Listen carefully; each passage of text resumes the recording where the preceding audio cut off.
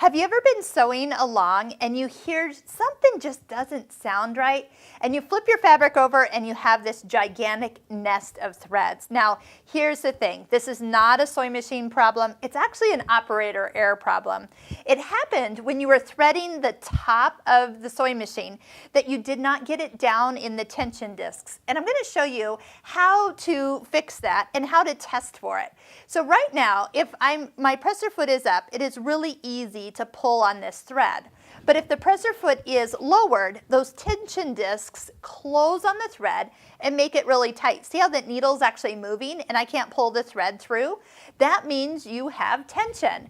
And that way you will not have those crazy loops. And that's the same for when you embroider too. If you ever get any loops on the back of your hoop, it's just a matter of rethreading the top of the machine, not the bobbin, that's not the problem, and making sure, and you can do that little tension test, lower the presser foot before you start to embroider, give it a little tug. If it's nice and tight, you're ready to start the machine.